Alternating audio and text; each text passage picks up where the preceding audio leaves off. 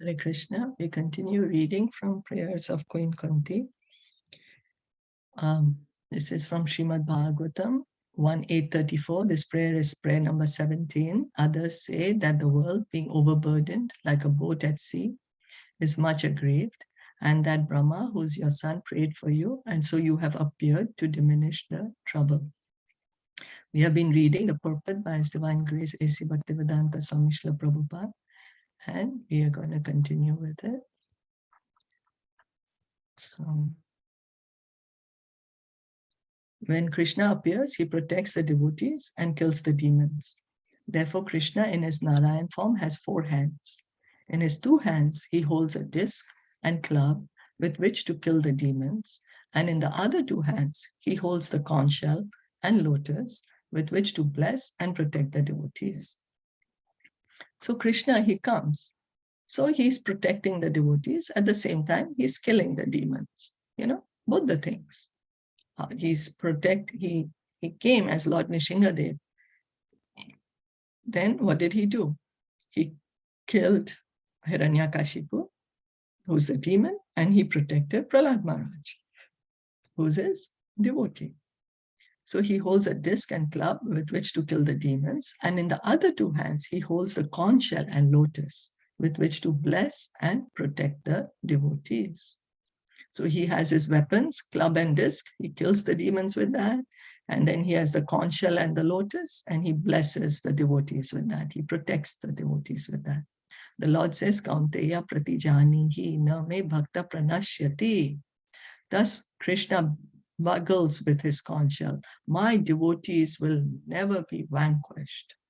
Kaunteya pratijanihi na me bhakta pranashyati. Krishna is declaring it boldly. My devotees will never be vanquished. He's saying that. His personal guarantee he's giving. And he also tells Arjuna, hey, Arjuna, people might not believe me. You also declare it. You declare it that someone who becomes my devotee, he'll never be vanquished. So we are assured of full protection when we take the shelter of Lord Krishna, because he's the only one who can give full protection. He's the Supreme Lord, the controller of everything and everyone. So, and with the lotus flower, he extends his blessings. The lotus flower, which sometimes also appears in the hand of Lakshmi, is a symbol of blessings. Okay. Now, some may say that Krishna appeared for this purpose or that purpose, but the real conclusion is that Krishna appears for his own pleasure, not because he's bound by any other cause. We take our birth because we are bound by our karma. But Krishna, being fully independent, does not come because of someone else's request or because of karma. Rather, he comes by his own free will, Atma Maya Ya. We were just hearing in Srimad Bhagavatam the same point. We can see how this point is trying to be explained to us for our understanding, because we think, oh, Krishna, he's same like me. I'm here in the material world. Krishna also came, he left. What's the difference? He's same like me. No, but we have to understand what is his position. Once we understand his position, we can get out of this material world. He says that, Janma Karma Chametivyam. Understand my transcendental nature and activities, and you don't need to come to this material world again. Liberated. So Krishna, he comes by his own will. Nobody forces him to come. Nobody can force Krishna to do anything. He is independent. He's supremely independent. No one can force Krishna to do anything. He does by his own will. We are forced. We are forced to take birth in certain conditions. Why? Because we are bound by the laws of karma. So we are not fully independent. We are not fully independent. We have only very minute independence, and that independence is we choose Krishna or we choose Maya. That's all. That's all the independence that we have. We are compelled to take birth, and we can cry about it. We can sulk about it for millions of births. Why am I not God? Why am I not supremely independent? But it's just who we are not. That's a fact. That's a fact, hard fact. We may be like a baby throwing up a tantrum. No, why? The sooner we accept it, the better for us. The sooner we give up throwing the tantrum, then we can try to understand our position and get out of here. So, we are compelled to take birth because of Krishna's external material energy. But Krishna is not controlled by the Maya or energy of anyone else, and therefore he does not take birth in such a condition. So Krishna is not controlled by material energy. He's not under the laws of karma.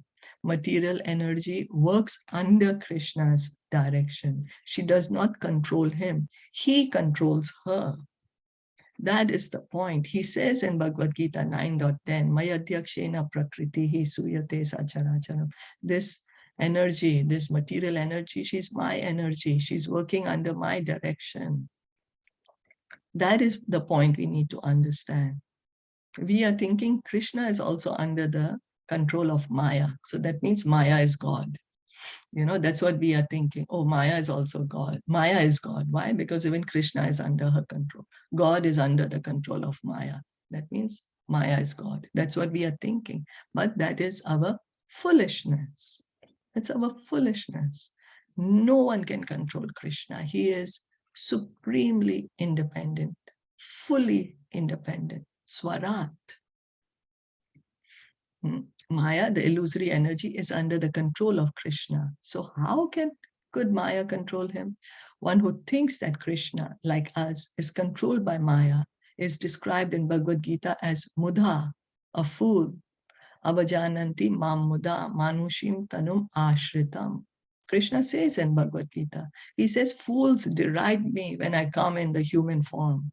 They think I am also an ordinary living entity like them, and they are foolish.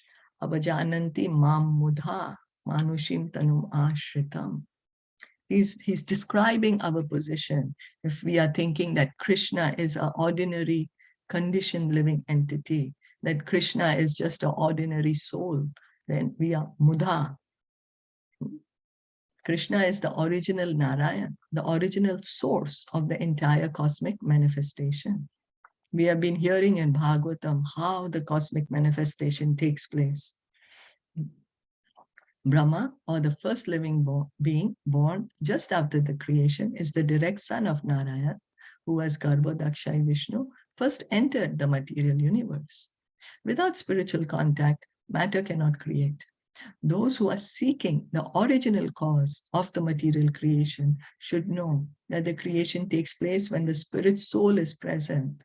Matter is activated by the spirit soul. It is not that the soul is created by matter. So we can see, can a dead body give birth to a child? That a dead body is going to become pregnant and a child is going to be born from there? No, dead body cannot. It's dead.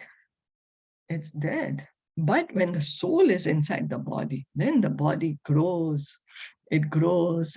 It can, it has energy. So the soul is the source of life. Matter is not source of life. Yeah. And the supreme soul, that is Sri Krishna. He is the cause of the entire cosmic manifestation. We are not the cause of the manifestation. We are not the one who created this sun and moon and earth and everything that's going on around us. No, it's Krishna who created this entire cosmic manifestation. And he puts us here in this material world because of our desire. So material nature, she cannot create us.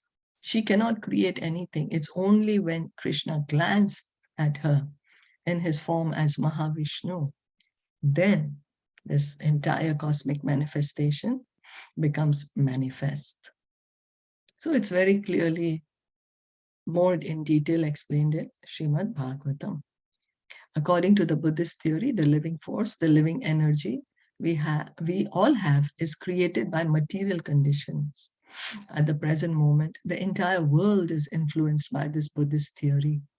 The actual fact, however, is that matter develops because of the presence of the living force. So majority of the world has become under this Buddhist theory that matter is the origin.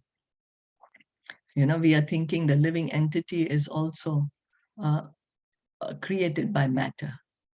The living energy is created by matter. But that is not the fact. That is not the fact. The fact is that matter develops because of the presence of the living force. You see, we can believe anything. Who's going to stop us to believe anything? But the fact can never be changed. The fact is the fact, whether we believe in it or not. Our belief system has no value. It has no value in front of the fact. Fact is the fact. We can understand this very easily. After a child is born, he grows and his body develops. But if the child is born dead, if the spirit soul is not present, the body will not develop. Therefore, the spirit is the basis for the development of matter and not vice versa. So a child who's living, his body will grow. But a dead child, his body will not grow because the soul is not there. Why does a dead child not grow? Because the spirit is not present. As trees grow, a tree grows as long as there is life in it. If we sow the small seed of a banyan tree in good soil and favor it with water, it will grow because the spirit soul is present. But if we were to fry such a seed in fire and then sow it, it would fail to grow because the spirit soul would not be there. So a seed which has life in it, that if we sow it, that seed is going to grow into a tree. But if a seed has been fried, the soul is not there anymore in the seed. That seed, if we sow it in the soil, it's not going to grow into a tree. We can try it. Matter grows and develops because of the presence of the spirit soul. And this principle has been followed from the very beginning of the creation. At the beginning of creation, the Supreme Spirit entered the universe, and the first living being, Brahma, was born on a lotus flower, grown from the transcendental abdomen of Vishnu. Accepting that the lotus flower on which Brahma was born is matter, we should understand that it is also grown from spirit. Therefore, spirit is the basis of creation. So, spirit is the basis of creation. Garbhodakshai Vishnu enters the universe, and from his navel, the lotus flower comes and Brahmaji is created. So spirit, the Supreme Spirit is the basis of this material creation. Matter, she is not independent. Matter is not independent. That's the point we have to understand. She's working under the control of Krishna, Mayadhyakshena Prakriti. So we'll stop here for today.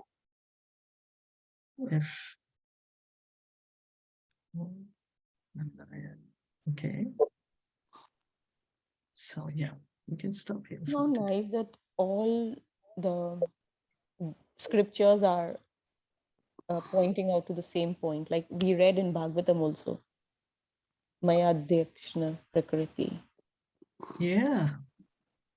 Yeah, we can see how again and again it's being repeated. Isn't it wonderful? Yeah, and about the Lakshmijis we read in the Caitanya Caritamrta. Yeah. So like how everything is parallel. It is nothing that they are cutting each other or... Yeah, they don't contradict each other. Yeah, they don't contradict each other. They in fact are supporting each other. Yes. That's how the Vedic revealed scriptures are. That's how the revealed scripture is. To help us understand this point. So because important for us to understand this point. So it's being repeated throughout the scriptures. All the scriptures. Krishna says, Vedescha sarver aham eva vedya. By all the Vedas, I am to be known. That is the purpose of the Vedas. What is the purpose of the Vedas? To know Krishna. That's the purpose. Immediately, as soon as we understand Krishna, we will understand ourselves. That's the point. When the sun is out, we can see our hand, our leg, our everything. When it's dark, we cannot see. When the sun is out, everything becomes clear. Yeah. So we are trying to understand Krishna so that everything becomes clear.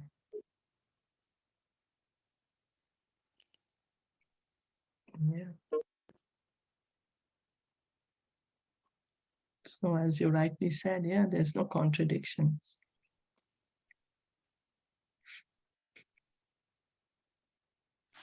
Yeah. Thank you. Hello. So did you have anything else to add? Auntie Rashmi had something to add? Hello. Hare Auntie Krishna. Rashmi, Hare Krishna. हरे कृष्णा. आपको कुछ add करना था? नहीं, बिल्कुल clear है आज तो सब. Okay. Thank you so much. Thank you. Thank you. So we'll end here. Kunti Maharani ki jai, Srila Prabhupada ki jai. जय. Gaur Bhakta ki jai. Hare Krishna. हरे कृष्णा.